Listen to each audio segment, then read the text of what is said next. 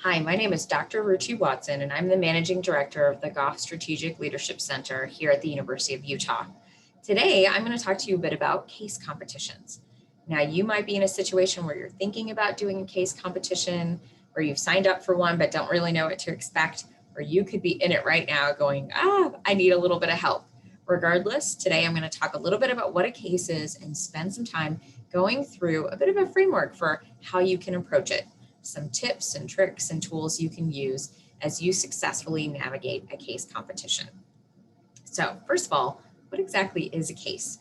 Now that word may not be familiar to you. You might be thinking about a case like in law school or a briefcase, luggage. When we talk about a case, essentially what that is a small version of a real world experience. So you could think of it almost as a mini internship. It's an opportunity to work on a real world issue or challenge. A company or an industry, someone has come to you saying, here's a situation, we have a problem, and we need your smart, innovative brain on it. Help us. Now, the nuance is versus an internship or something is that it's typically a shorter time frame. So some cases are 24 hours, hackathon, very quick. Some can be a few weeks long. So we don't always have a whole lot of time to spend working on it, but that's also kind of the beauty of it. The other top opportunity that a case brings us is to really apply what we learned in our classes. So no matter what your major is, you have learned some content that could be helpful, some background context, or even things like time management, working with the team. How do you start something, finish something, communicate? All of those things are really valuable when you're working on a case, and we'll talk about those. As I mentioned, teams, most cases have you working with other people in order to accomplish the case, provide a proposal or recommendation. And that's always a great opportunity. We all know as we're going to go out in the workforce that we're going to work with other people, and oftentimes people that aren't just like us. So case competition is a great way to practice working with others. And if you get to create your own team, I would invite you to consider having a diverse team. Think about folks from different backgrounds who might think about things a bit differently, because it's that creativity that's actually really valuable when you're working on a case. It's also just a great learning experience. As you can imagine, working on something that's a real challenge for our company or an industry is really valuable, something that they really need some help with. And if you spend some time working on this difficult problem, putting yourself out there, out of your comfort zone, you're going to learn a lot from the process. And to put it bluntly, it can be a great resume builder. I know there's always a little bit of that trick of you're trying to get an internship or a job, but when you go to the interview, they want to talk about your experiences. Tell me a time when. But if you're trying to get your first job or internship, then you don't have that experience. So a case is a perfect way to go beyond what you're doing in a class and say, here you go, I've actually worked on something real with a team. Here's what I did, how I did it. You also might have your own goals that you're seeking after, personally, professionally. So a case could be a great way to practice something that you personally would like to get out of an experience. That could be something as simple as, I'm really not great with public speaking and I'd like to practice presenting. Because a case is typically not part of a class, so you don't have to worry about a grade, and it's not part of a job or internship, so you don't have to worry about, your salary or whether you're going to get a full-time position. It's a pretty low risk way to get some really awesome experience.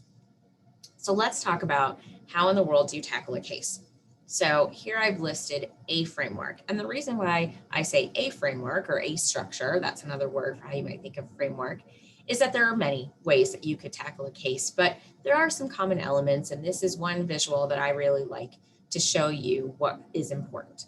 If you look at the things in black, those are the things that you're probably familiar with, or you might think that would be important as you're working on a case. So there's some sort of problem that you're given, and then you have to define the project. And notice that I've kind of differentiated between those terms, problem and project. And here's why. They are not the same. So if you think about something big like climate change, that's a big problem in many people's eyes.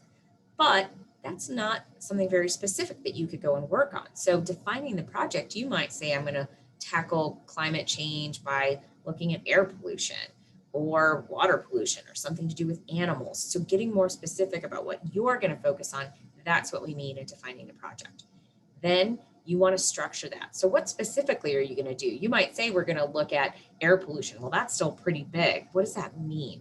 How are you going to structure it? How are you going to get to actual actions and activities that you could do in conducting analyses, which is the next part of the framework? Once you've done some analysis, you might have some data, interviews, more information. What do you do with that? Typically in a case competition, you're presenting a proposal or a set of recommendations back to judges or whoever is looking at the competition. You can't just present a bunch of data. You have to put some meaning to it. So synthesizing those things into insights and recommendations is really important. And the real reason why I like this framework is those things in black are very important, but then they wrap around it those things in red and gray: relationships and communications.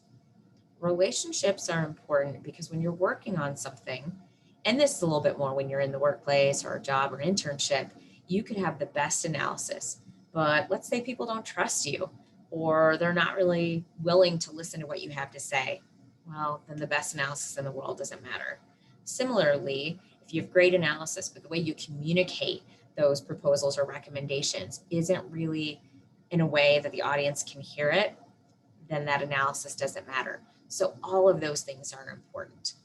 And if you look at the bottom there, problem finding and problem solving, we often talk or hear about problem solving. Everyone wants great problem solvers, right?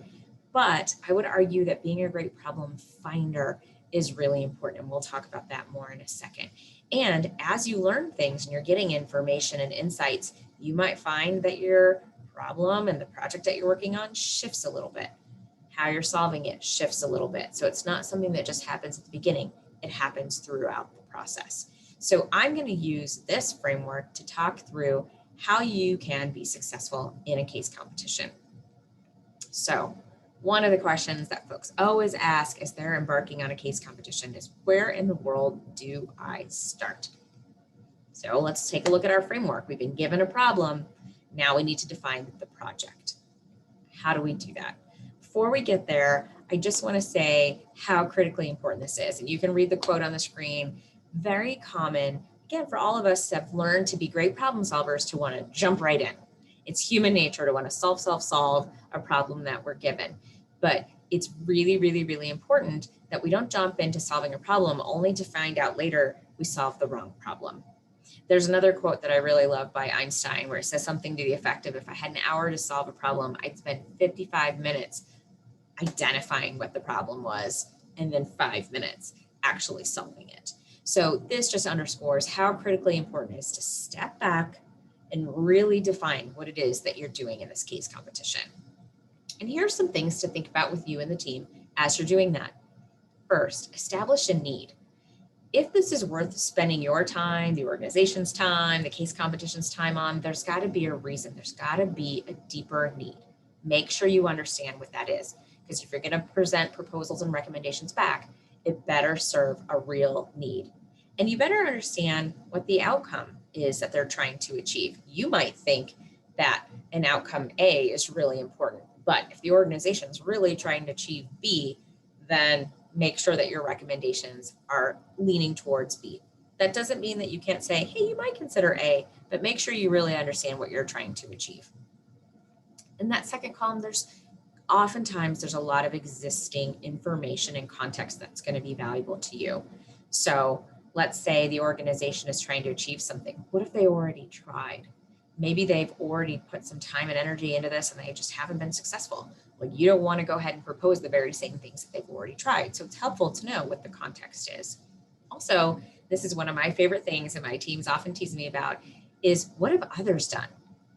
More often than not, there's someone else who's tackled the very same problem.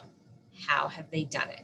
What are the various ways it can be done? It's not that you can just take their solution and plop it into this situation, but you can oftentimes learn a lot. That's called benchmarking. And also, what constraints does the organization or the case have? You might come up with a great solution that costs $1 million a year, only to find out that the constraints are that they can't afford to do anything over $5,000 a year. So build that into how you're defining what you're doing. And then ultimately write it down. Write a statement that establishes exactly what you're doing. What are the things that you're tackling? What are those constraints? What are any specific deliverables? Are you supposed to come up with a business plan with financials or a marketing strategy? Be really clear what that is and write it down so you know what success looks like. Okay, once you've defined the project, then you can go ahead and say, let's start that problem solving piece of what you're going to do.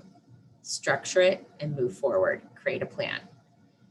Now, even after the project definition, you've done a lot of work, you've defined it, it can still be pretty big. So here's an example. You might find that a problem is that an organization's profitability is declining. Okay, clear problem. And you've done your work, you've done your homework, and your project is you're going to define it as identifying one new product line for this company that could launch by 2022. So there's one constraint, and deliver $1 million of profit by 2025. There's another sort of constraint or output that you want to achieve. But where do you start? That's still pretty big. So you want to structure within that. Now, you may have come across a profitability structure if you're in the business school or have sort of seen a framework like this before, or you might Google one and find out. Sometimes it takes a little bit of research to figure out how to structure, but one way is that there might be a standard one like this. Profitability is often broken down into price and revenues and costs, and then you can break down revenues into price and quantity. And most of us are consumers. We understand what price means and quantity means. Then you can start asking yourself some pretty interesting questions about price. That's something that we understand pretty well versus identifying one new product line, which still feels really big. But there isn't always a standard structure that will work for everyone. So I'm going to talk to you about a tool that you can use to create your own structure. There are two ways that you can do this. An issue tree is one, and a hypothesis tree is another. And we could spend hours and hours in talking about these. So I'm just going to highlight one in case it's valuable for you. And typically the easier one to think about is the issue tree. So how would you start? Broken record by identifying the problem and then the project. What is it that you're trying to do? And oftentimes people, depending on how they work on a team, and again, a lot of diversity in teams, so we all think a little differently, which is great, is you start thinking about questions like, oh gosh, define a new product line. What could that be? What are they already doing? How much, money? Where would we sell it? Who's going to buy it? There's all kinds of questions that might come up. My advice to you is to find through a Google Doc, a Google Excel, something, write all those questions down, because having that diverse team, you're all going to come at it with a different lens. Capture them all somewhere, because those questions come to you at different points in time, and you might not be during your team meeting when you're all sitting nicely together.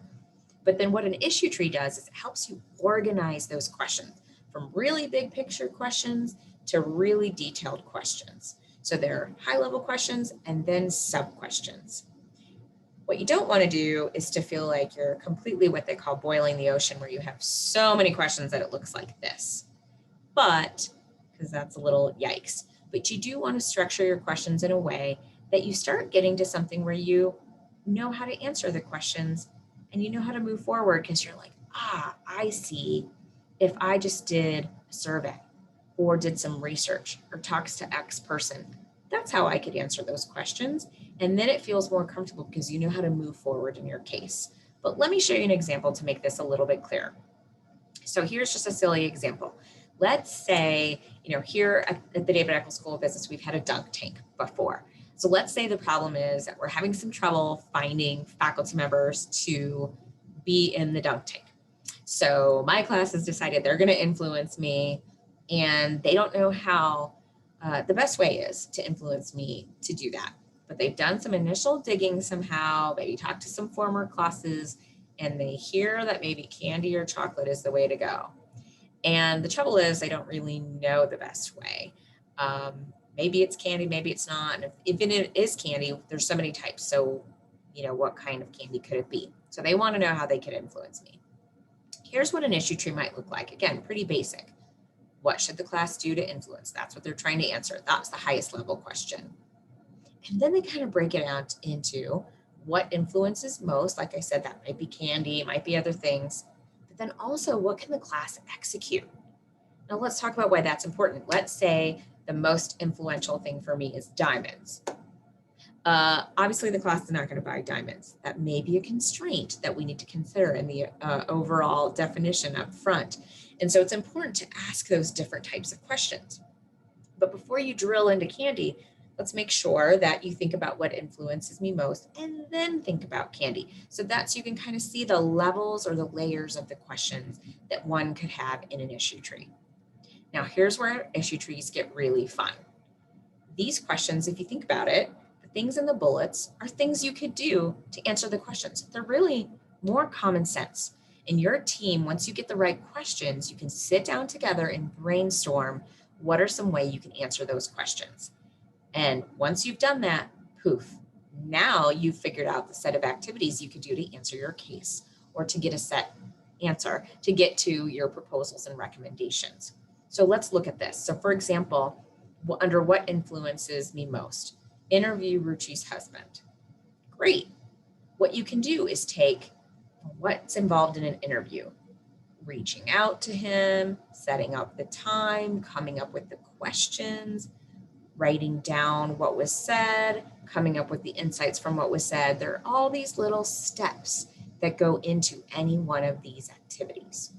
So once you decide what you want to do, then you can do what's called a work plan, which is basically just putting pen to paper to say who's going to do what and when are they going to do it.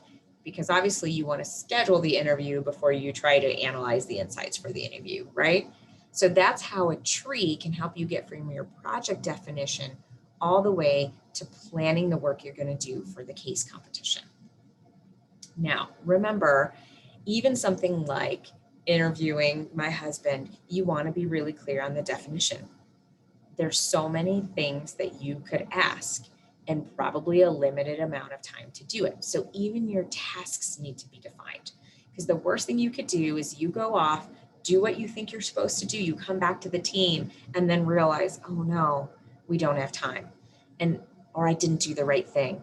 And as I mentioned, case competitions often have a limited time. So if you've gone off and spent a couple days on something that wasn't really ultimately valuable to what you're trying to accomplish as a team, that's just the worst. So make sure you define every task that every team member has. And if you're not sure, ask. Go to your team and say, here's what I think I'm supposed to be doing, and here's what I'm going to come back with. Does that sound right?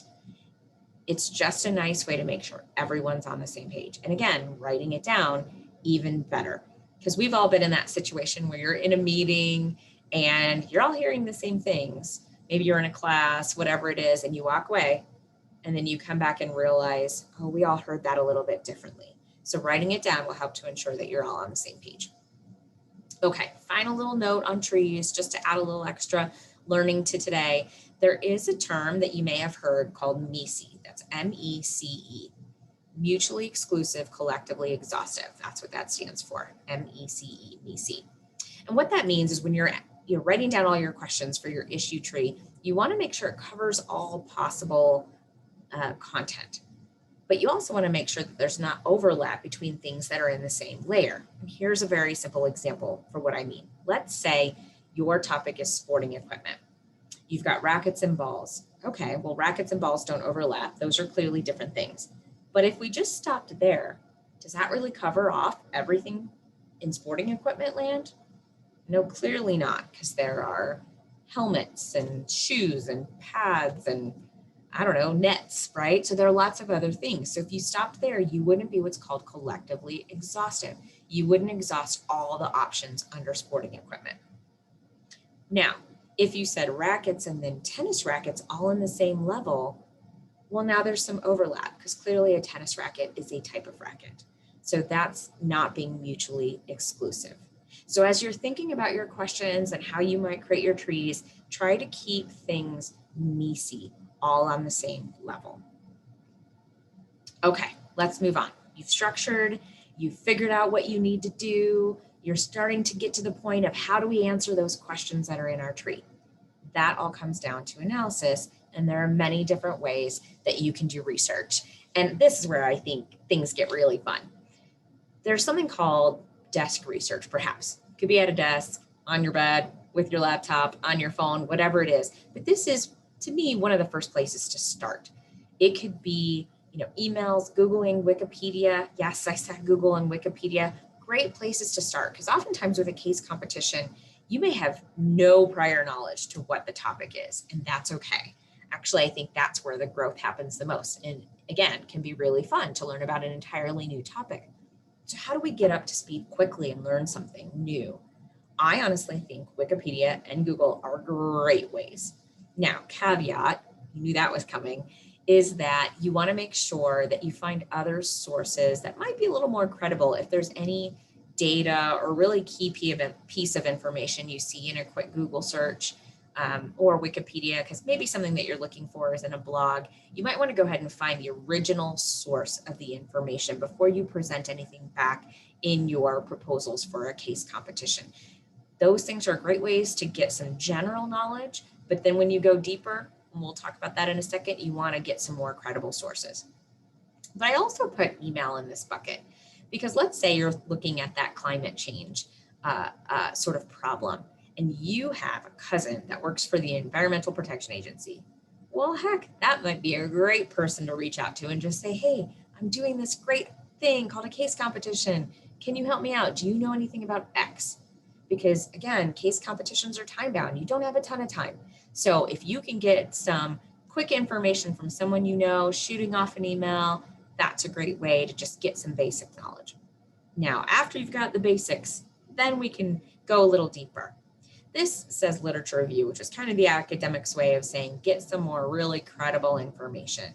Now, you may have no idea where to start to say, well, what's a credible source of information?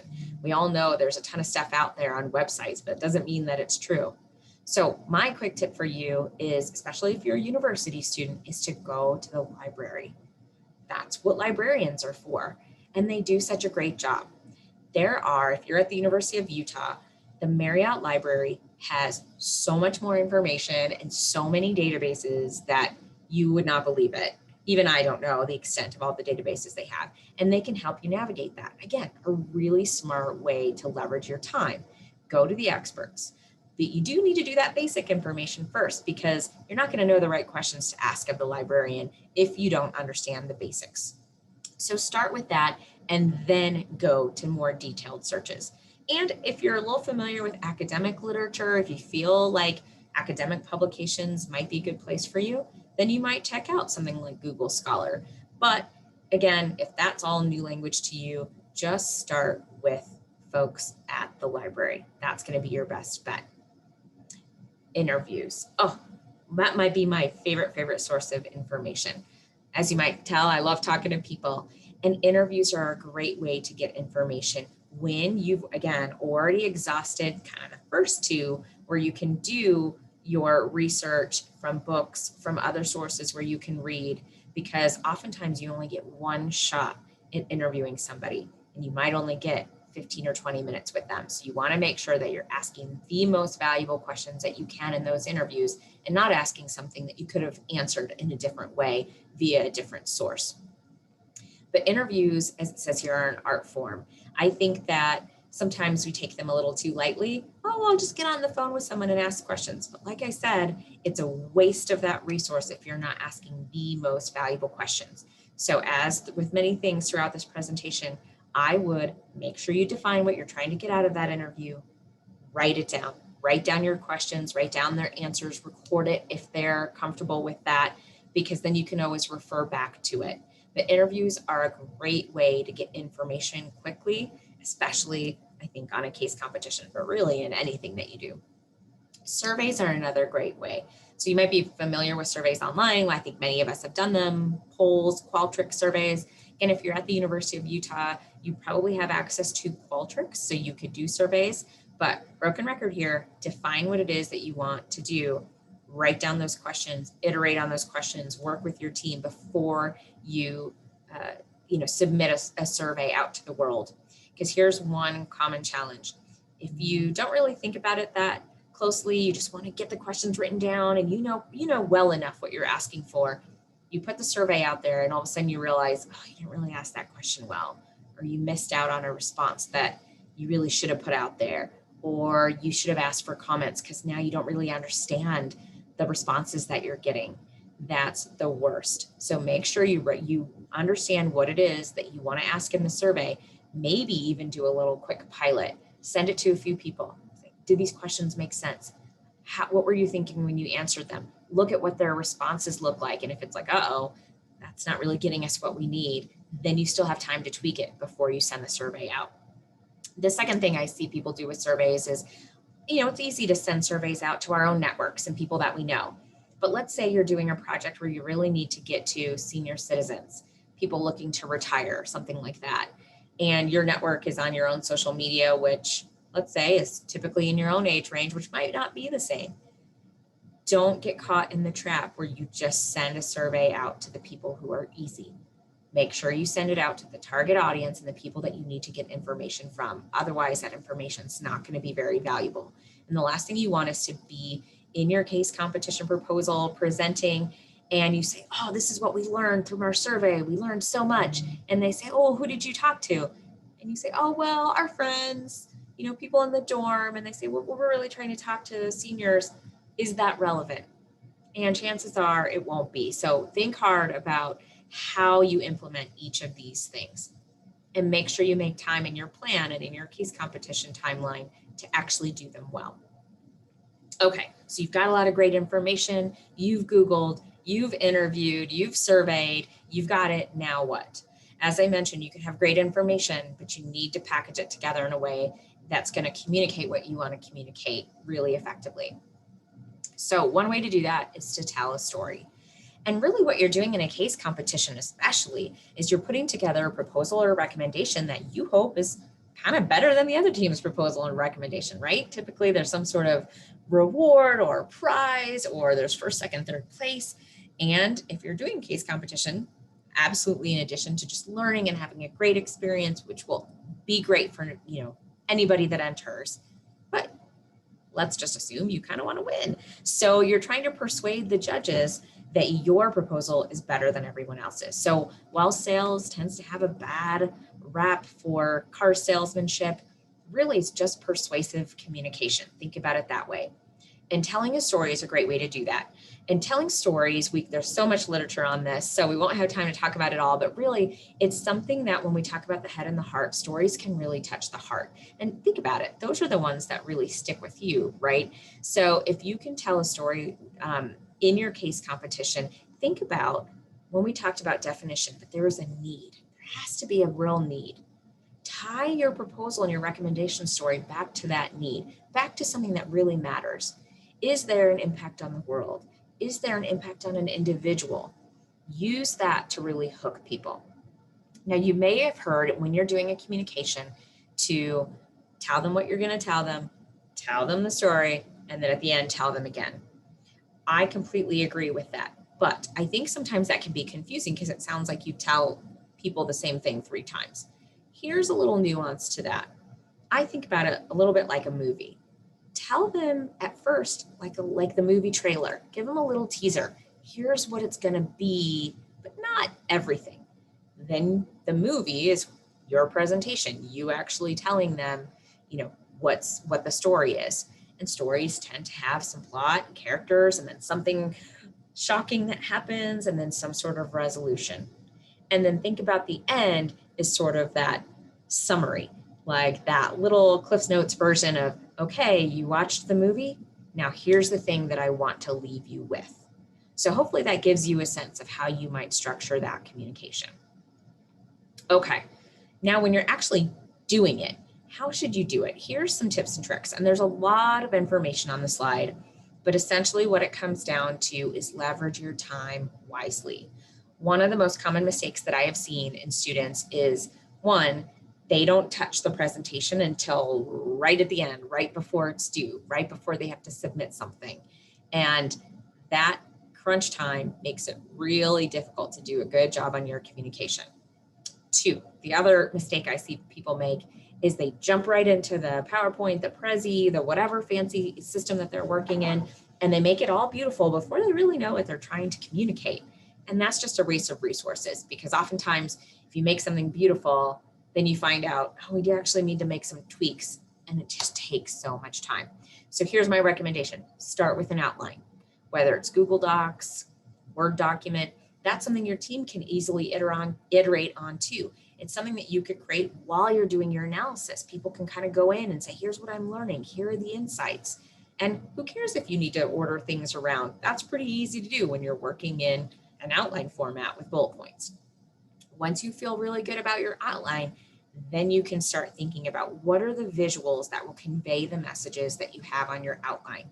So we all know that visuals are much, much more engaging than bullet points, though I'm sure all seen our fair share of presentations that are just all bullets all the time. There may be a time and place for that. But when you're trying to tell a story and be persuasive, I would argue if you really think about it and push yourself, there's a visual that can help you convey your information. And it's not just if there's quantitative data, charts and bar charts and pie charts.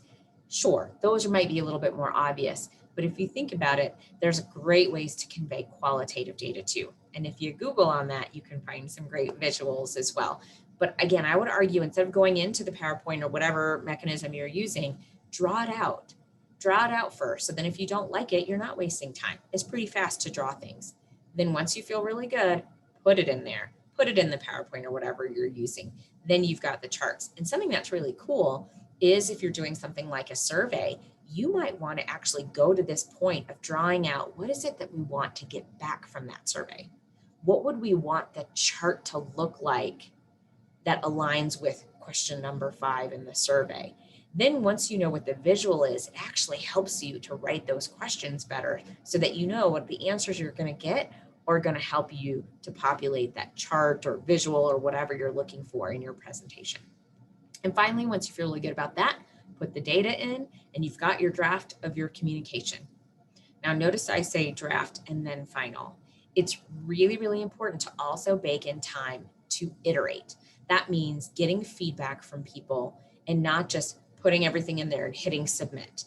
Even though case competitions are time bound, make sure you have time to show your presentation to others, which can feel a little vulnerable, right? They could give you feedback, tell you this doesn't look right, that number's wrong, it doesn't make sense to me, I don't get what you're saying. But wouldn't you rather hear that from peers, mentors, coaches, others that you can go to than to hear that from the judges? Feedback is really such a gift, and most people are really keen on doing it kindly. So one thing you might think about early on in your time working on the case is who are the people that you could call upon to give you some feedback.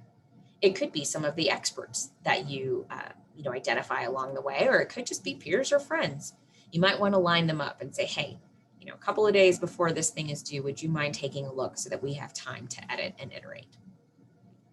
Okay, those are my tips. I know it's been a lot. So let me kind of come back around to what are some key things I want to make sure that you learn about this whole process of doing a case competition. I worked with a lot of students in various ways in doing them, and here are some things that constantly come up.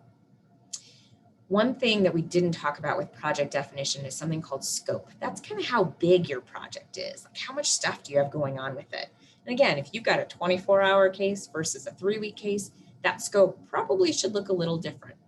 But if it feels like it's too big, like you get to the point where you've done your definition in your tree and you're getting to the point of your work plan, thinking there's no way we can do all of this, then you probably need to tighten that scope a little. And that's okay. In fact, it's good, because you don't want to commit to doing more than what you can actually do.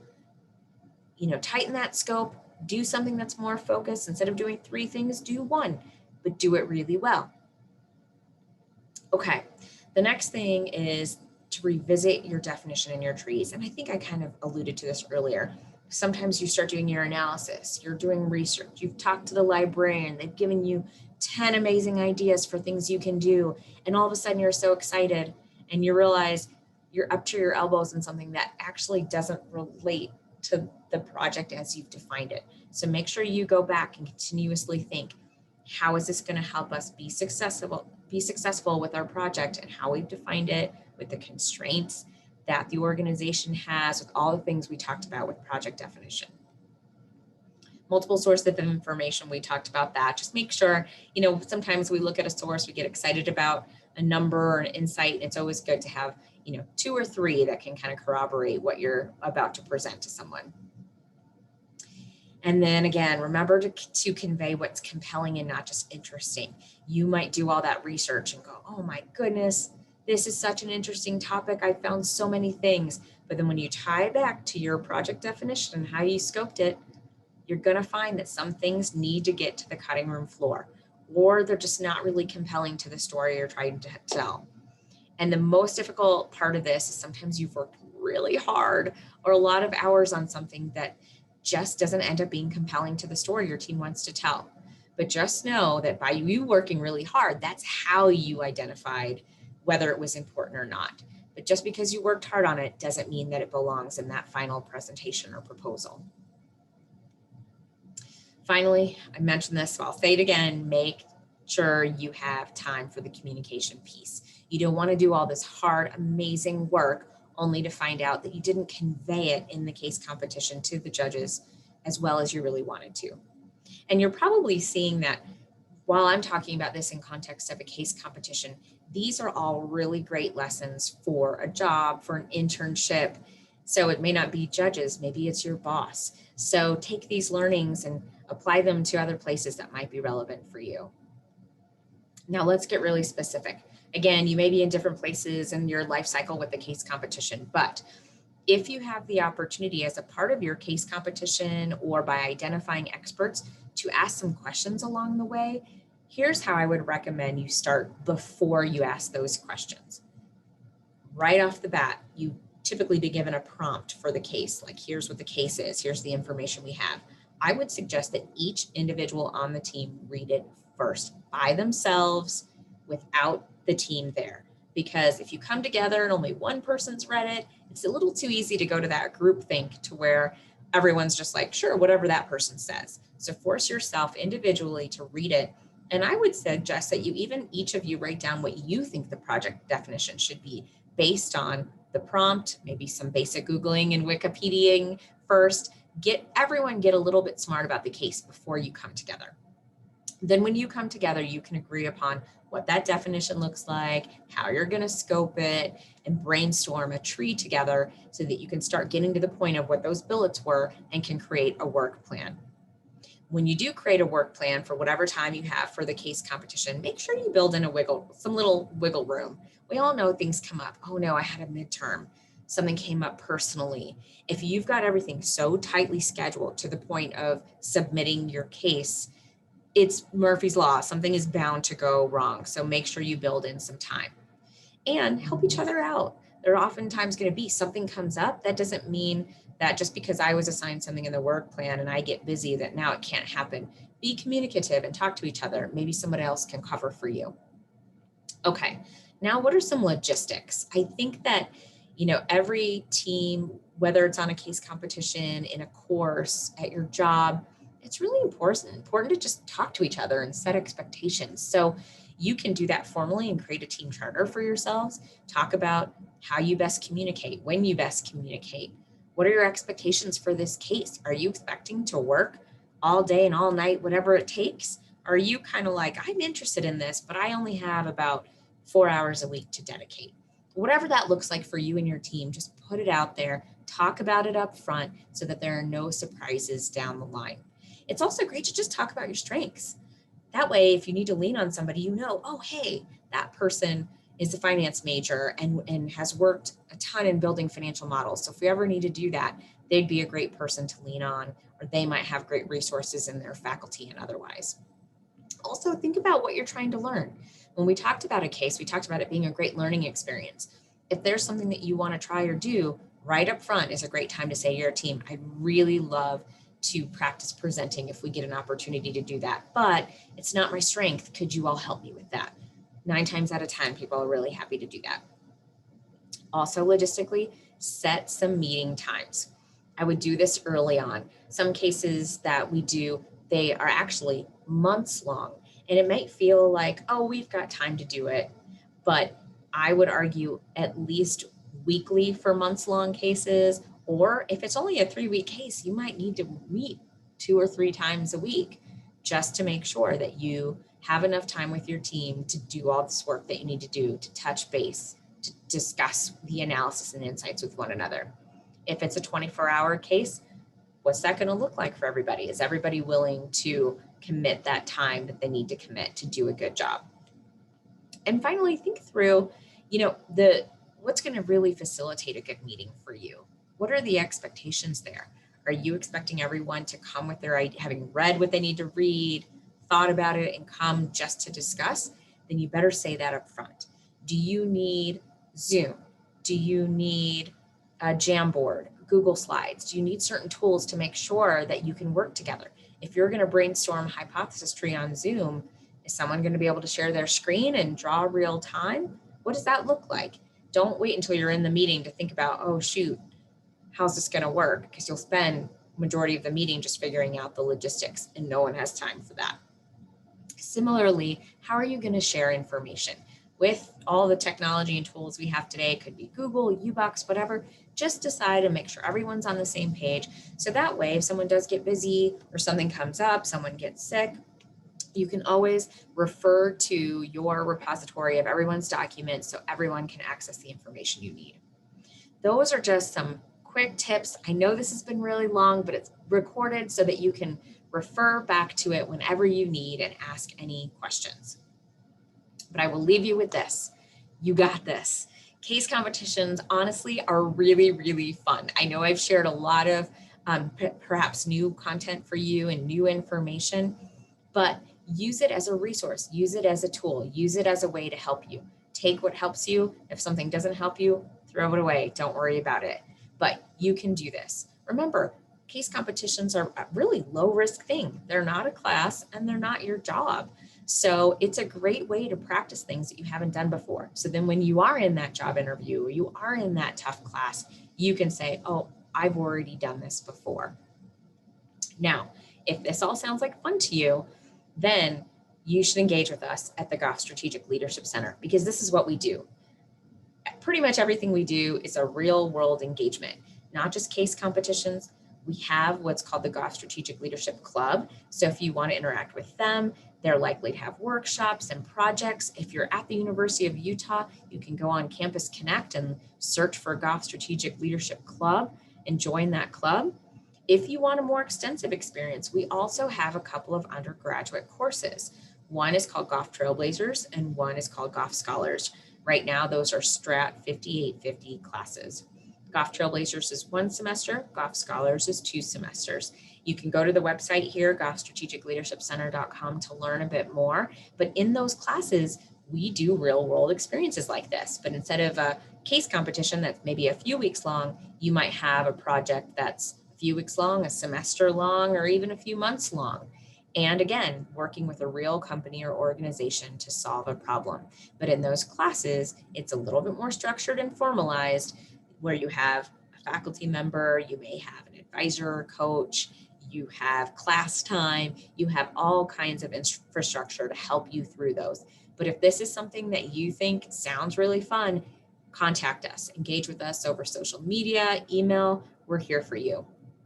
Thank you so much for your time today and for considering doing a case competition. I hope you have a ton of fun with it. They are great.